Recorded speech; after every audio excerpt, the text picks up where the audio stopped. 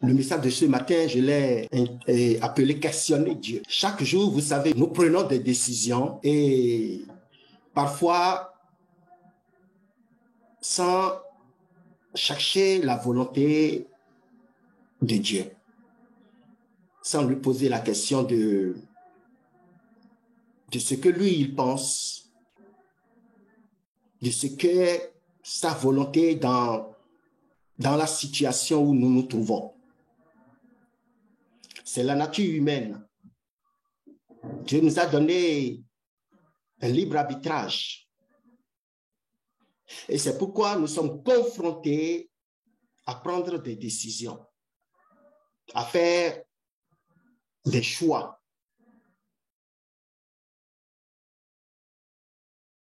Pour avancer, pour concrétiser nos rêves, nous sommes appelés à faire des choix. Pour vous dire que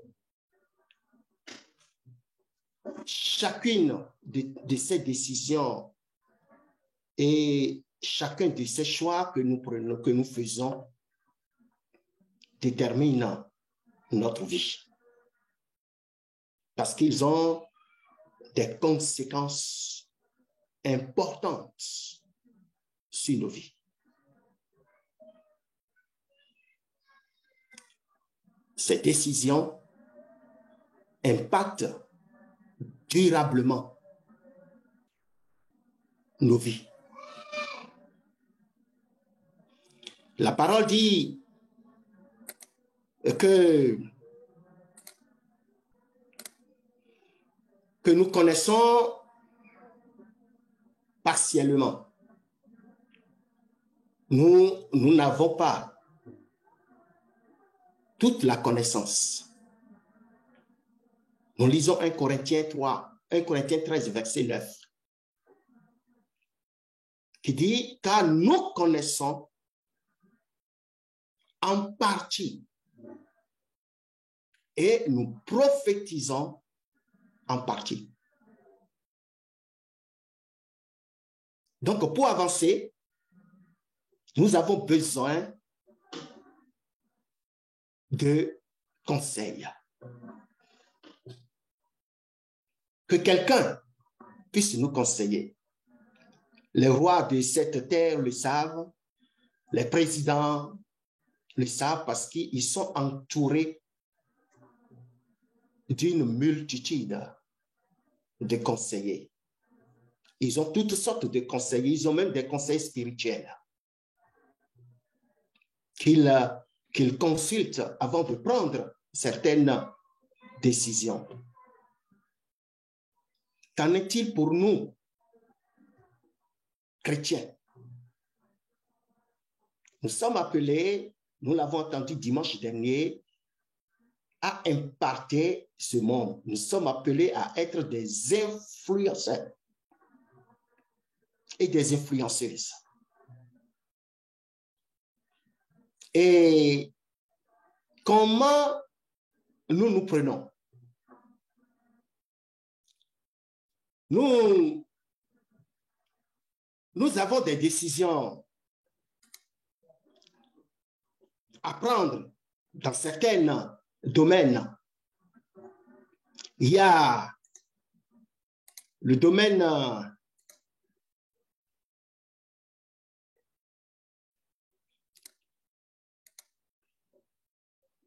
dans certains domaines.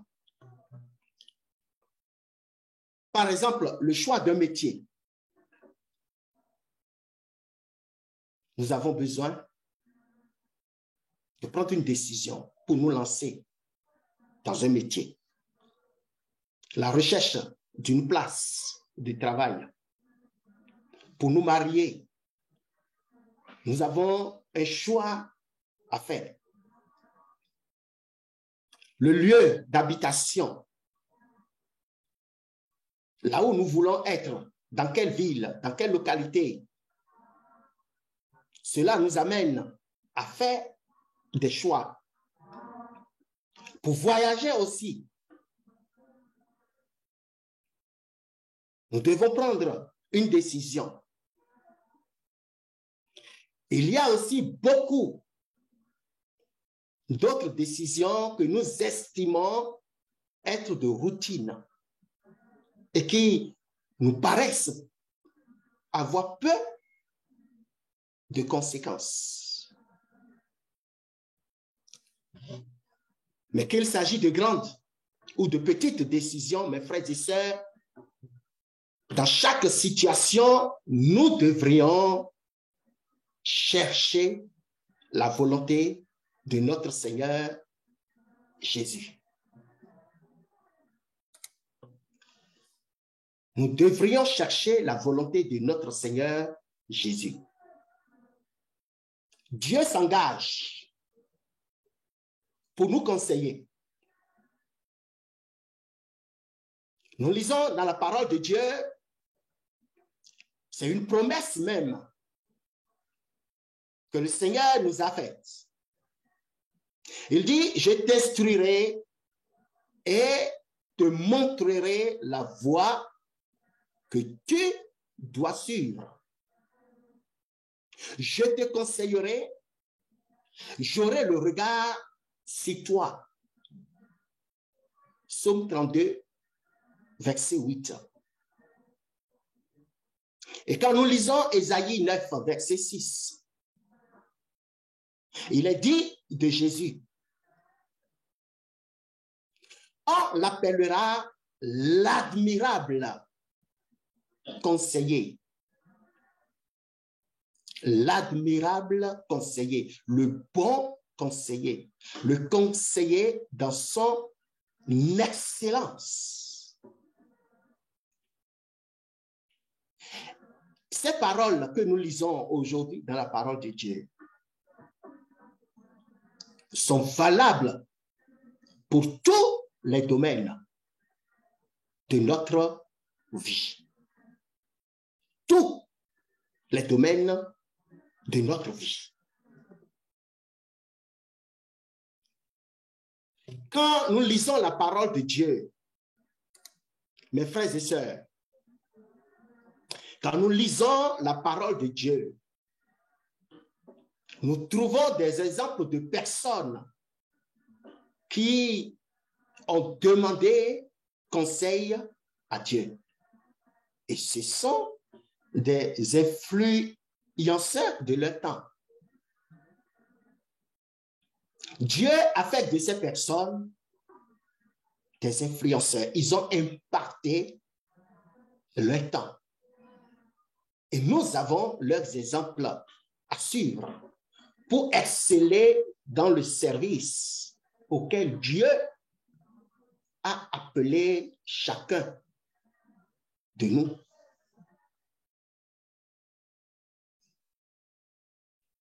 Dans 2 Samuel 5, dans 2 Samuel chapitre 5, tout le chapitre, nous trouvons un exemple encourageant de David. Un exemple encourageant de David. Lui, il a imparté son temps. Il a été un roi exceptionnel. Et nous le savons. Son exemple est instructif. David est devenu roi, comme Dieu l'avait promis. La ville de Jérusalem a été prise au peuple jébusien et David a choisi cette ville pour s'y installer, pour faire sa ville, son lieu de résidence, le lieu de son palais. Et nous lisons dans la parole de Dieu que appelle ceci à-t-il lieu que les Philistins, ses ennemis jurés, que nous connaissons, se manifestent. Oui, nos ennemis spirituels, les ennemis dans l'ombre.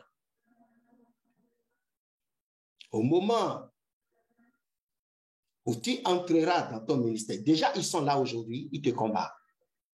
Mais le jour où le Seigneur ouvre une porte dans ta vie, ils se manifesteront toujours. C'est le cas de David. David a eu à les combattre. Plusieurs victoires sur eux. Et là, au moment qu'il est devenu roi, quand il est rentré dans son destin,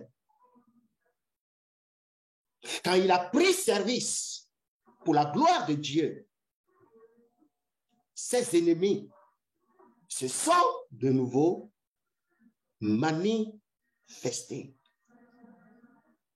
Ils se sont de nouveau manifestés.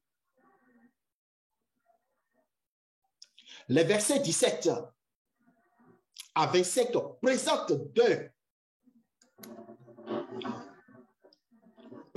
deux événements différents où les Philistins se rassemblent dans la vallée de Réphaïm pour combattre contre David. On peut dire, ou David peut se dire, j'ai l'habitude des Philistins. Mais David a adopté une autre stratégie. David pouvait se lancer dans le combat, dans la bataille, parce qu'il pouvait dire, oh, les Philistins, on les connaît, on les a toujours battus, et on va encore les battre une fois. Il rassemble son peuple et il se lance dans la bataille, dans la guerre. Beaucoup de nous, à sa place, c'est ce que nous ferons. Moi qui suis là. Mais ce n'est pas la bonne stratégie.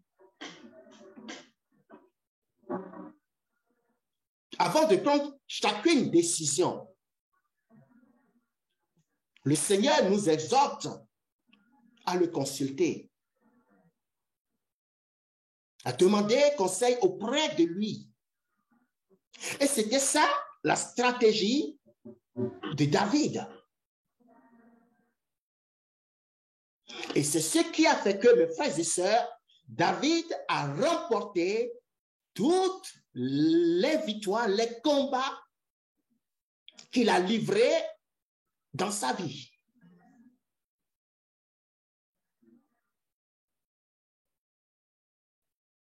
Je nous exhorte ce matin par ce message. Le Seigneur nous exhorte ce matin par ce message à adopter le bon comportement et de ne pas nous laisser aller dans la routine. C'est mauvais.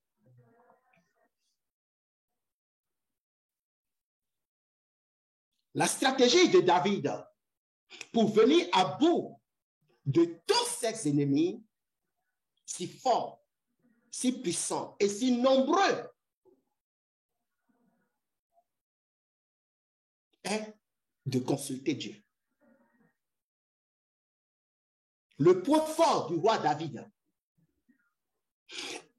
était sa recherche de la volonté de Dieu et la sensibilité qu'il avait à écouter Dieu.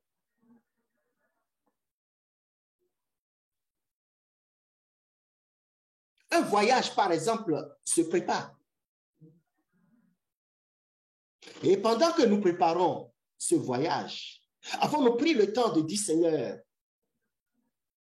qu'en penses-tu de ce voyage? Avant d'accepter un travail, avec le salaire qui va avec, le privilège qui va avec, est-ce que nous prenons un peu de temps pour dire, Seigneur, oui, ce travail est bien rémunéré, j'habiterai dans une grande ville. Ah, je vais voyager, je vais m'installer en Amérique, je vais vivre à New York. Mais Seigneur, est-ce que c'est ta volonté tout ça?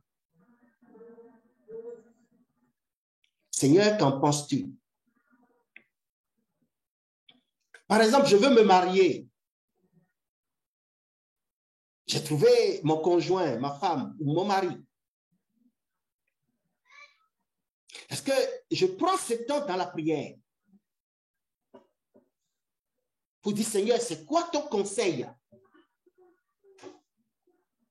Que veux-tu que je fasse? Quelle est ta volonté dans cette relation que je veux construire? Le mariage dure toute une vie.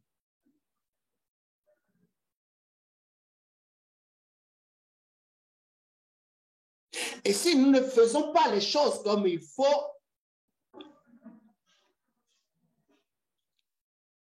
le bonheur n'y sera pas. Excusez-moi le terme.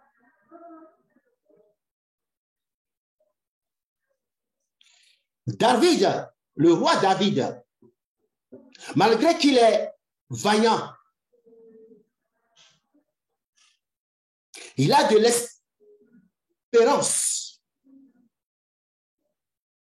Il a son groupe armé avec lui, les vaillants guerriers, les experts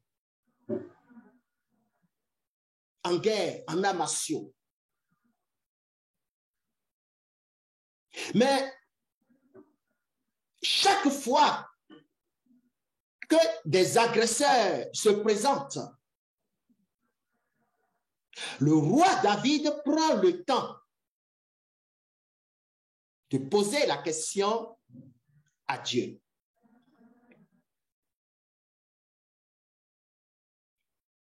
Soyez bénis.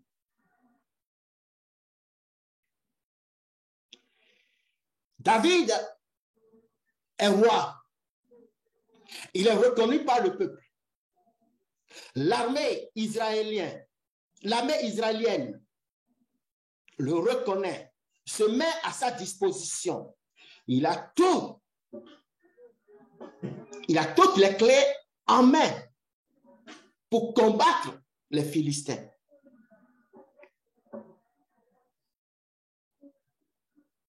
Quoi de plus facile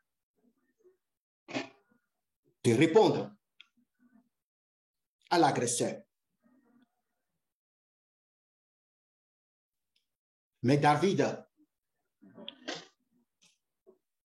n'a pas agi comme l'on devait le faire humainement. David aurait pu entrer entièrement confiant à son habileté guerrière et à son expérience, répondre systématiquement. Mais il n'en est rien.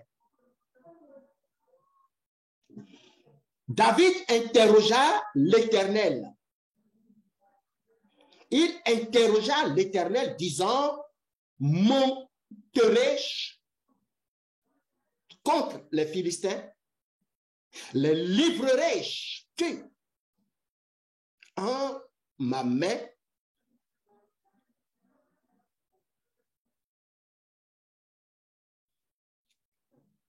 David s'est confié en l'Éternel.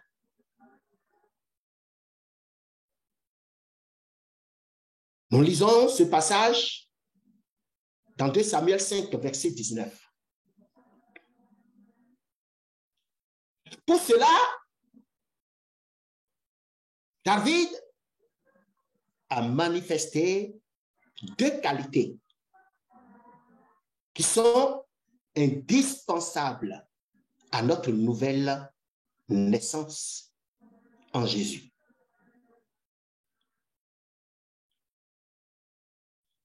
La dépendance à Dieu et l'humilité. Il a manifesté ces deux qualités.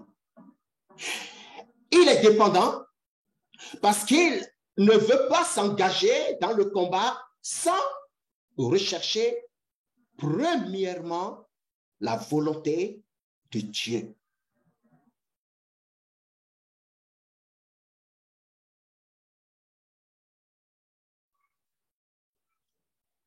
Il attend cette direction de la part du Seigneur et il les reçoit.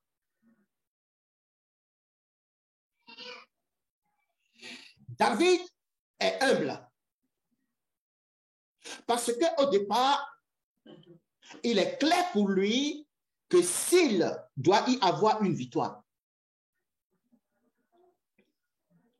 ce ne sera pas la sienne, mais celle de Dieu.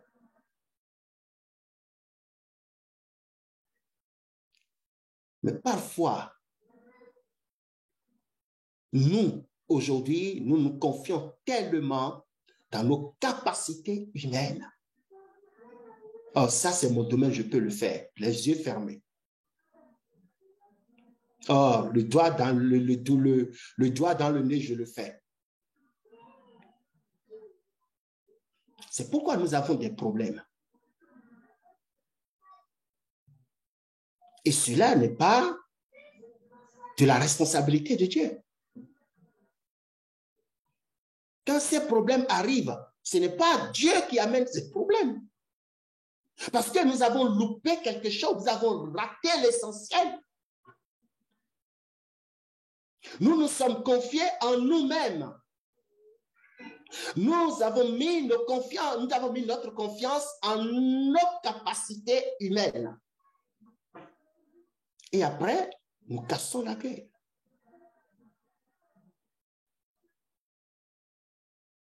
Et aussi mal affermis que nous sommes, nous commençons par dire, oh Seigneur, Dieu, Dieu, Dieu.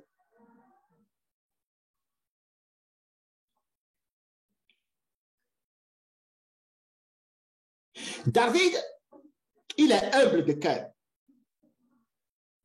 Il sait que la victoire vient de l'Éternel. Il ne demande pas s'il gagnera la bataille. Mais si Dieu les livrera entre sa main.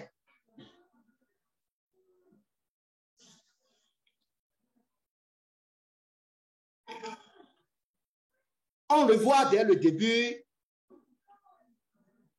de son entrée en scène. Les Philistins contre Saül. 1 Samuel 17, versets 45 à 47.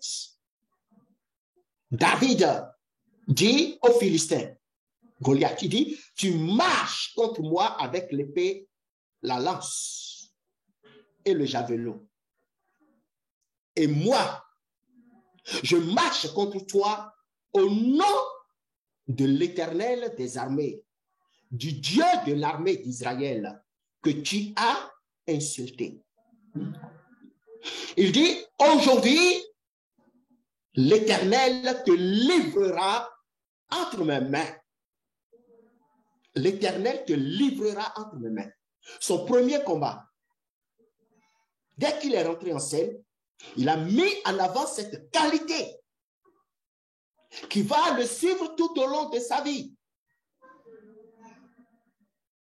La victoire pour David appartient à l'Éternel. Ce n'est pas par l'épée qu'on remporte une victoire, mais c'est Dieu qui accorde. C'est notre Seigneur qui accorde la victoire.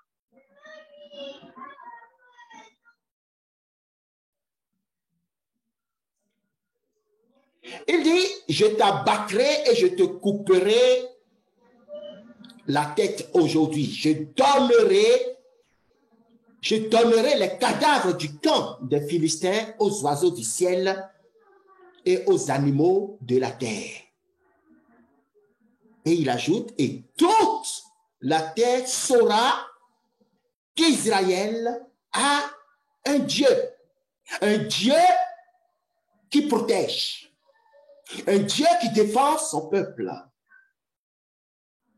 un Dieu qui accorde la victoire quand l'agresseur est là.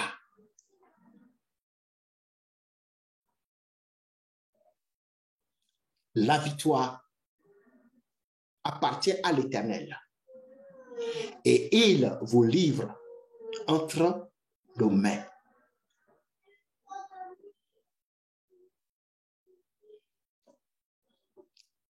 L'application de ces qualités à nous n'est pas difficile. En face d'une difficulté, est-ce que nous nous confions dans nos propres forces, notre savoir, notre habileté, notre expérience?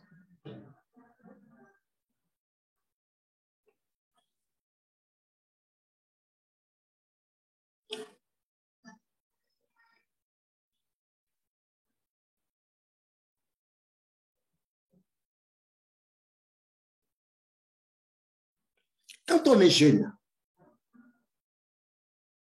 le danger est particulièrement grand de mettre sa confiance dans ses propres forces. Et quand on est plus âgé, on est facilement tenté de s'appuyer sur son expérience.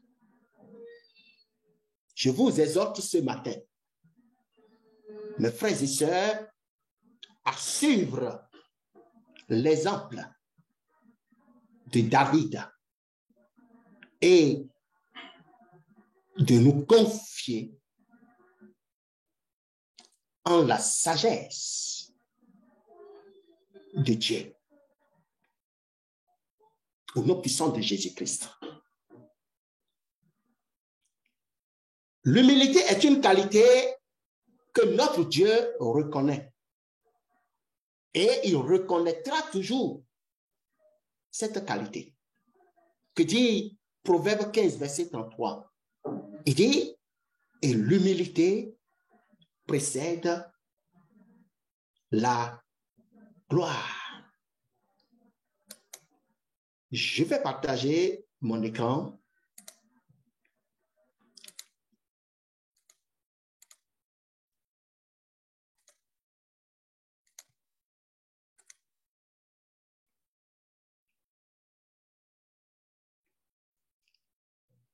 Ne pas se plaire dans la routine, c'est facile de tomber dans ce piège. C'est très facile. C'est la routine. Je sais, je connais, je maîtrise. Mais l'ennemi, il est rusé. Il est rusé et il est dangereux, il est sournois. Nous ne voyons pas toujours le piège parce que nous n'avons pas toute la connaissance. Nous ne connaissons que partiellement. Nous ne devons pas nous plaire dans la routine. La première victoire de David a été remportée avec l'aide de Dieu. Mais bientôt, une deuxième épreuve survient pour David. Les Philistins se réunissent une nouvelle fois pour la bataille et se répandent de nouveau dans la vallée des Réphaïm. 2 Samuel 5, verset 22. La deuxième situation est très semblable à la première. Les mêmes attaquants, les Philistins, le même lieu, vallée de Réphaïm, donc, même endroit, même stratégie de l'ennemi, on peut se laisser avoir facilement. Pourquoi se poser des questions? pourquoi ne pas mettre en marche et employer la même tactique de guerre que la première fois?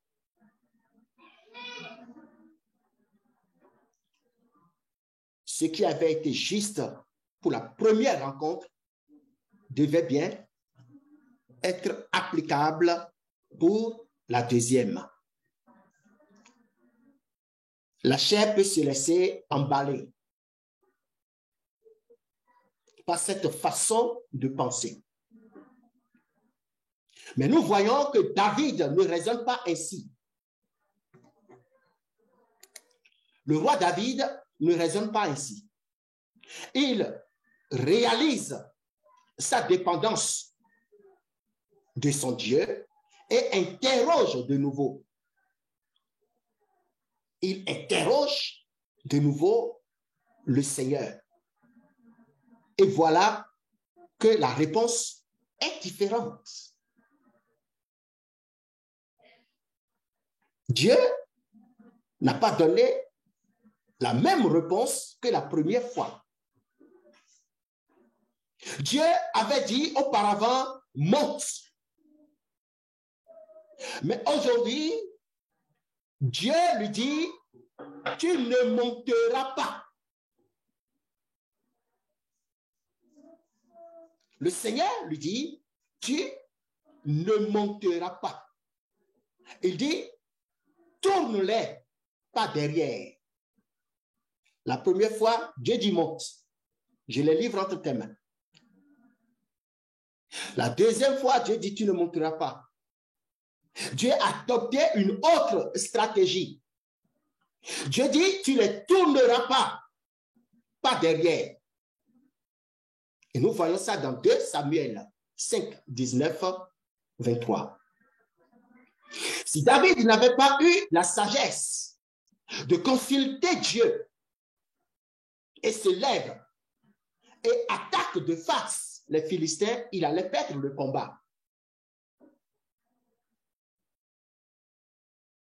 Et les problèmes lui arriveraient.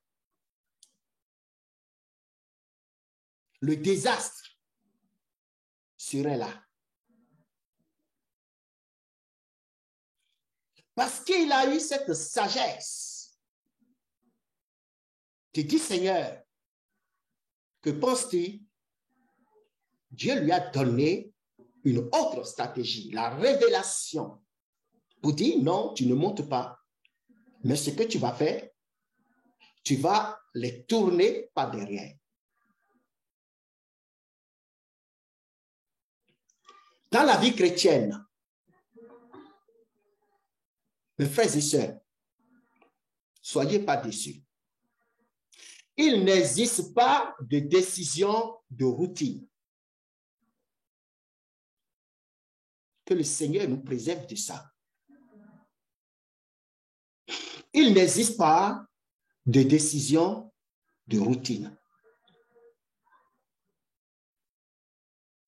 Ce n'est pas parce que Dieu t'a utilisé que tu as et que le Seigneur y est délivré quelqu'un d'une manière que quand tu te présenteras devant la même situation, tu vas appliquer la même chose. Non. Nous devons être à l'écoute de l'Esprit de Dieu. C'est lui qui opère la guérison. Et c'est lui qui choisit la stratégie. Ce n'est pas que pour la première fois, le Seigneur te dit, impose-lui les mains, tu as imposé les mains et la délivrance est arrivée. Que pour la deuxième fois, devant la même situation, tu vas imposer directement la main. On risque d'avoir d'ennui.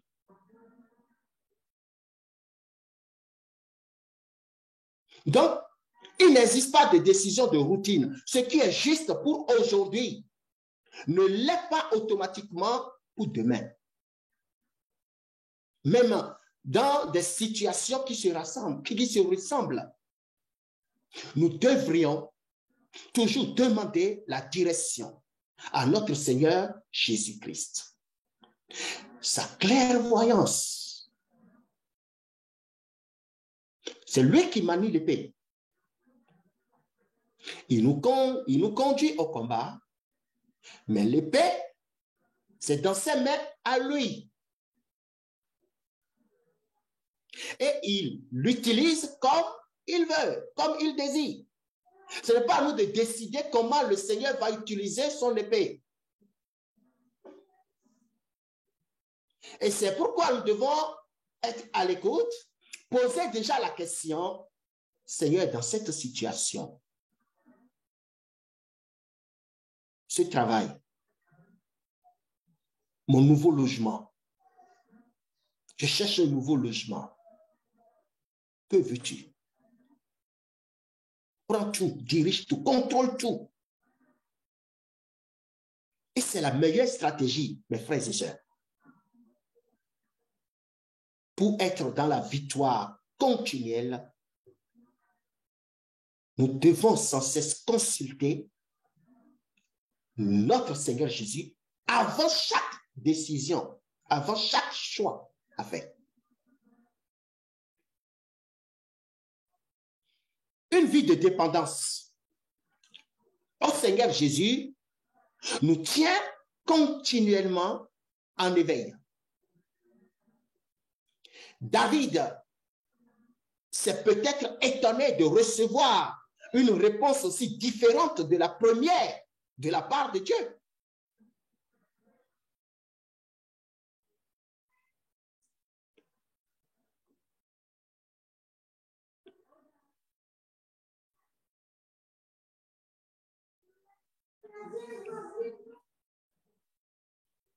Nous aussi, dans chaque nouvelle circonstance, nous pouvons toujours attendre avec intérêt quel chemin Dieu nous montrera. Quel chemin Dieu nous montrera.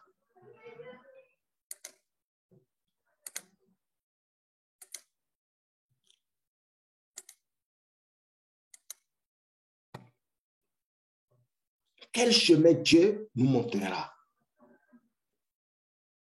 Nous avons vu la patience de David dans la vie chrétienne. Nous devons aussi être patients, endurants, ne pas être dans la précipitation. David n'est jamais dans la précipitation. Le roi David, il n'est jamais dans la précipitation.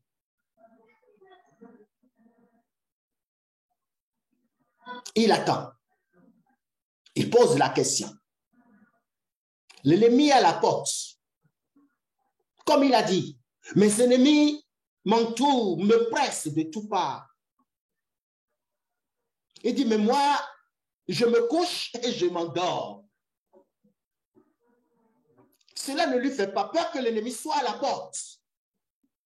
Parce qu'il connaît le Dieu, il connaît le Dieu des mains dans lequel il est. Et il sait que ce Dieu le protégera toujours. Et c'est pourquoi quand l'ennemi est à la porte et il le presse de toutes parts, il dit, moi je ne suis jamais dans la précipitation, je me couche et je m'endors. Il dit, car c'est l'Éternel qui frappe à la joue mes ennemis. Il les brise les dents.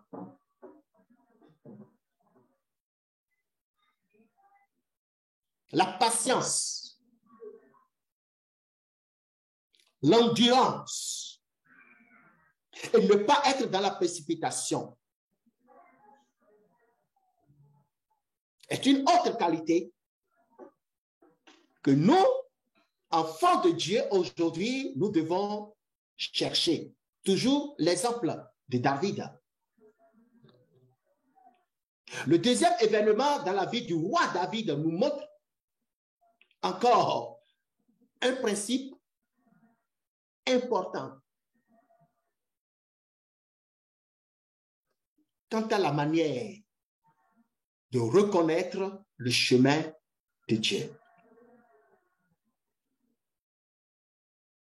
David reçoit l'ordre d'attendre jusqu'à ce qu'il entende le bruit de pas des gens dans les arbres. C'est la stratégie de Dieu.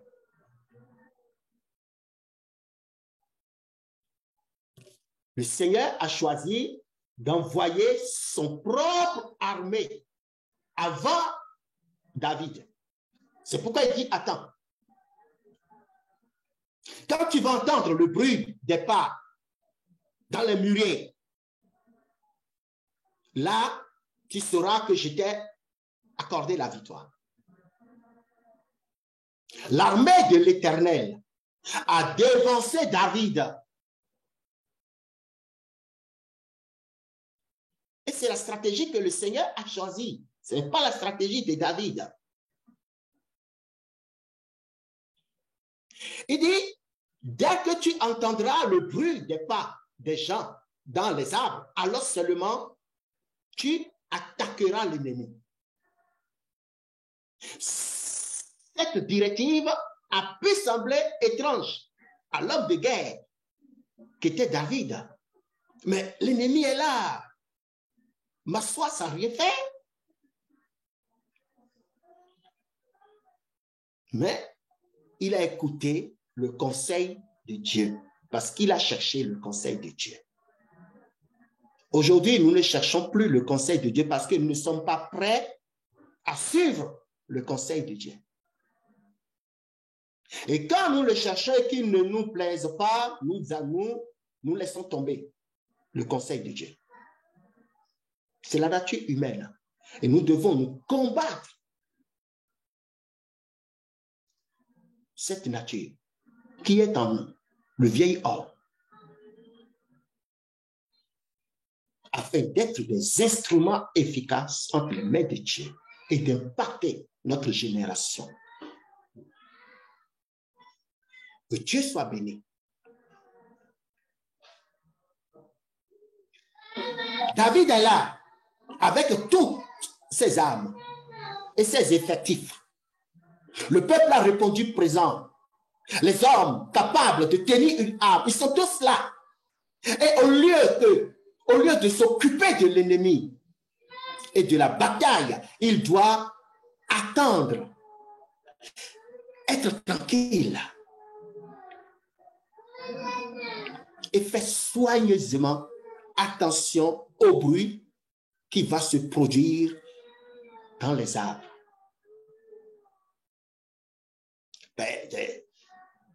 À sa place, je peux dire, mais Seigneur, tu me dis d'attendre et attendre, et tu me dis d'attendre. Un bruit dans les arbres alors que l'ennemi est en face, est en train de me menacer.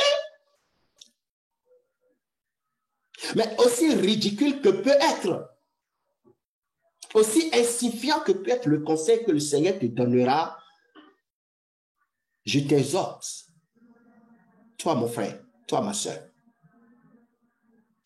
à le prendre en considération et à agir d'après tout ce que le Seigneur te dira.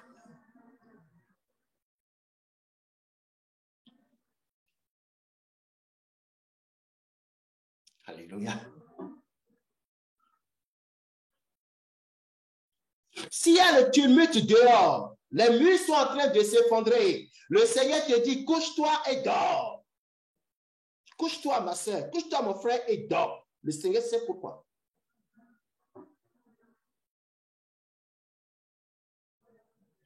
Mais si tu te précipites et tu sors,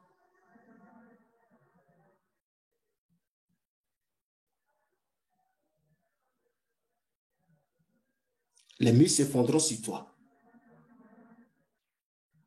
Tu mets ta vie en danger. Le Seigneur sait le pourquoi il dit, assois-toi. Reste tranquille. Et ne te précipite pas. Le Seigneur est grand.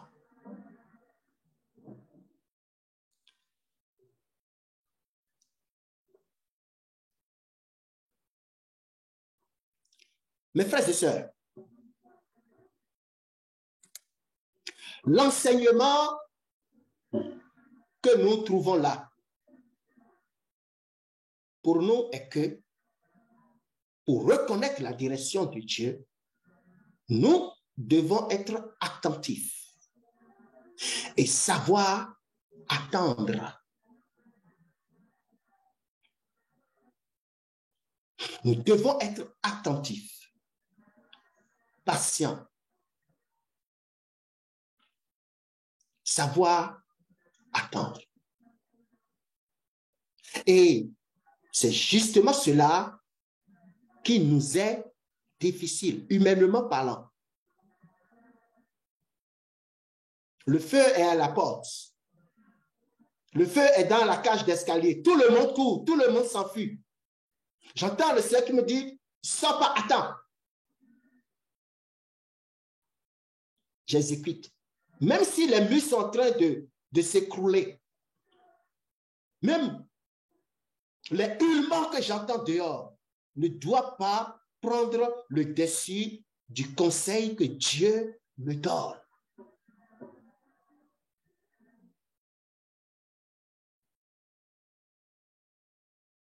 C'est dans la paix et la tranquillité, c'est dans la tranquillité et le repos que doit être votre foi, la parole de Dieu. Soyez bénis.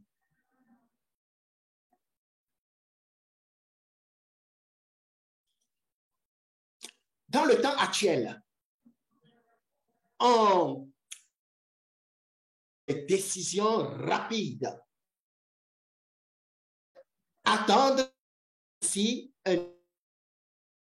qui doit être appris.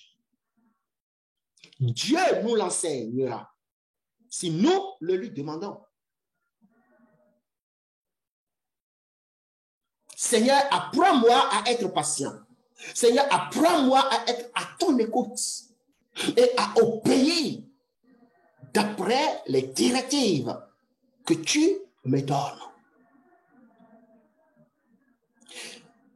Si nous n'apprenons pas à écouter, nous ne reconnaîtrons jamais réellement la volonté de Dieu pour notre vie.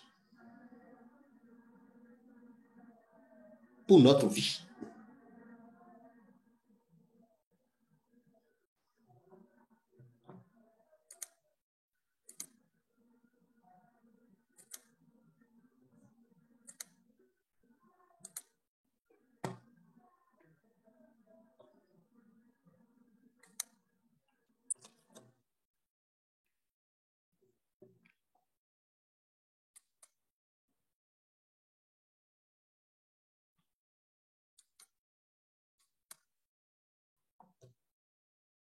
La victoire appartient à Jésus. La victoire ne nous appartient pas. Quelles que soient les capacités que nous avons, quels que soient les talents que nous avons, quels que soient les dons que Dieu nous a donnés, la victoire lui appartient. 1 Samuel 17, 47. Mais que Dieu soit remercié, lui qui nous donne la victoire par notre Seigneur Jésus-Christ.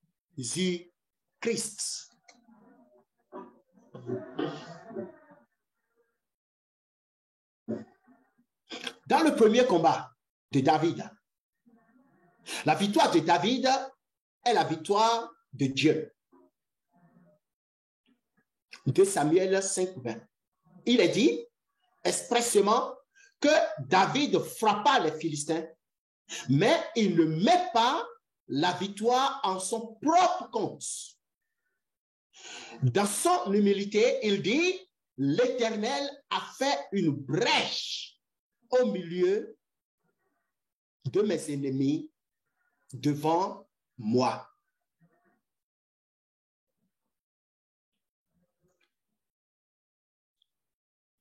David ne s'attribue rien. David donne gloire à Dieu parce qu'il reconnaît que cette victoire appartient à l'Éternel. Il rend tous les honneurs à Dieu.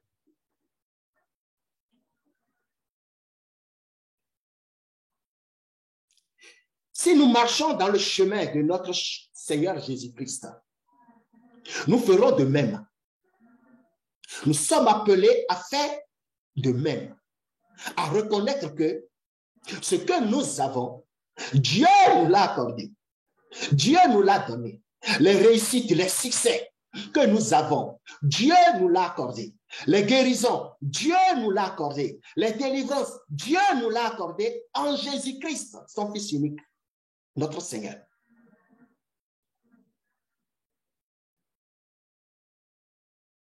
Chaque victoire, mes frères et sœurs, que nous obtenons est une victoire de notre Seigneur Jésus-Christ. C'est lui qui fait tout.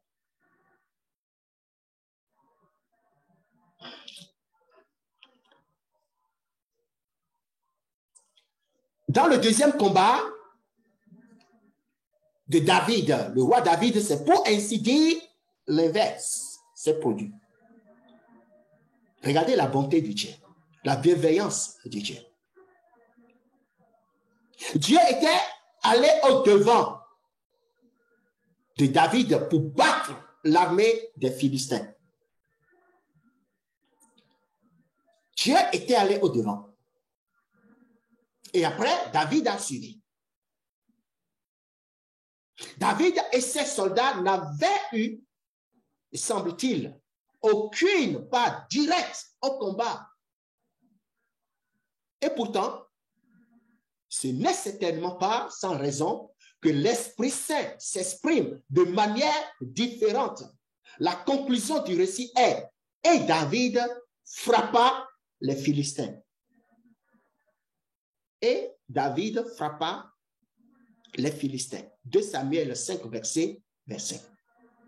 La victoire de David, la victoire de Dieu, mes frères et sœurs, devient la victoire de David. Dieu a voulu ainsi. Parce qu'il a obéi dans la fidélité et dans l'humilité.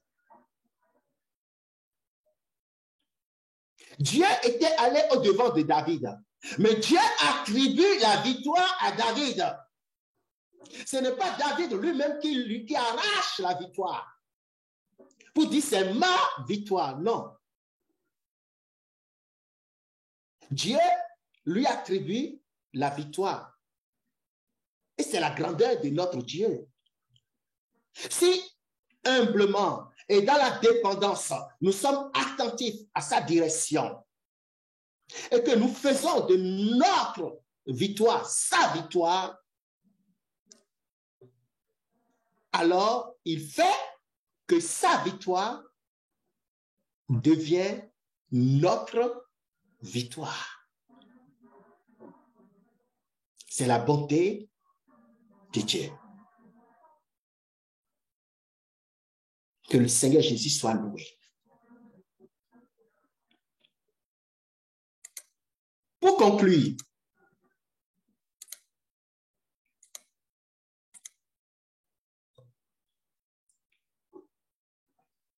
dans la parole de Dieu, dans toute la Bible, nous trouvons quelqu'un qui a incarné parfaitement toutes ces qualités que nous venons d'énumérer. C'est le Seigneur Jésus.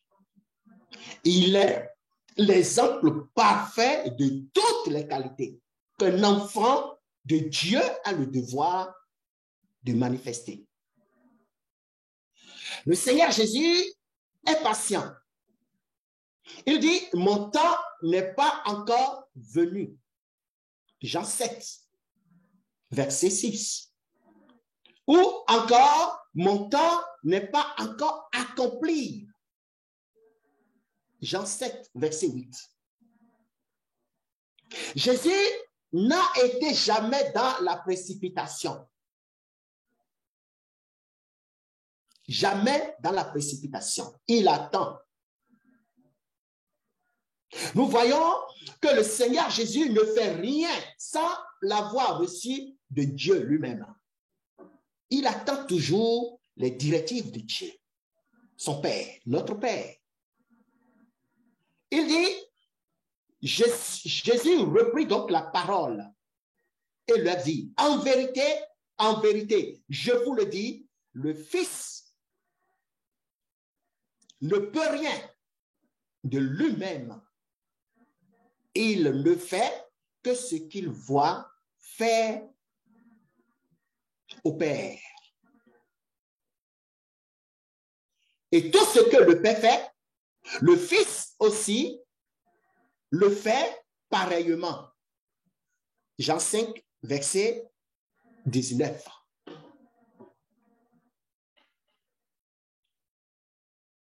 Toujours, le Fils de Dieu lui-même, Jésus-Christ, étant Dieu, n'est jamais dans la précipitation. Il ne fait rien sans avoir vu le Père le faire. Il ne dit rien sans avoir entendu le Père le dire. Et tout ce qu'il fait, il dit que c'est le doigt de Dieu. Il donne gloire à Dieu. Tout ce que Jésus a fait, il a affirmé que c'est le doigt de Dieu qui les a fait. Que c'est Dieu qui les a accomplis. En étant Fils de Dieu, en étant Dieu lui-même. Et nous sommes appelés à marcher dans ses pas pour être de très bons influenceurs et influenceuses. Influenceurs et influenceuses. Son ami Lazare est en train de mourir. Il a reçu l'information. Mais il ne s'est pas précipité. Il n'a pas dit à ses disciples, venez, vite. Il faut qu'on aille au chevet de Lazare. Non. Il est resté 2 jours là où il était. Ses disciples qui ne comprenaient pas le poussaient, mais il dit non. Lazare, il est en train de dormir, ne vous inquiétez pas. Il attendait l'heure à laquelle Dieu lui dira, vas-y maintenant, le miracle est accompli.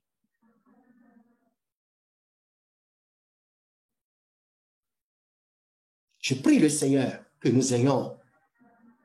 nous puissions développer ces capacités pour la gloire de Dieu.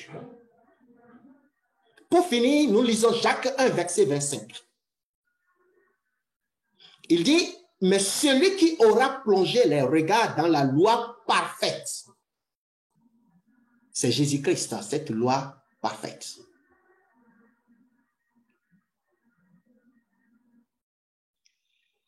La loi de la liberté, et qui aura persévéré, n'étant pas un auditeur oublieux, mais se mettant à l'œuvre. Celui-là sera heureux dans toute son activité. Dans tout ce que tu fais, dans toutes tes activités, si tu agis fidèlement d'après les consignes que tu reçois de notre Seigneur, tu seras une femme heureuse, tu seras un homme heureux dans toutes tes activités.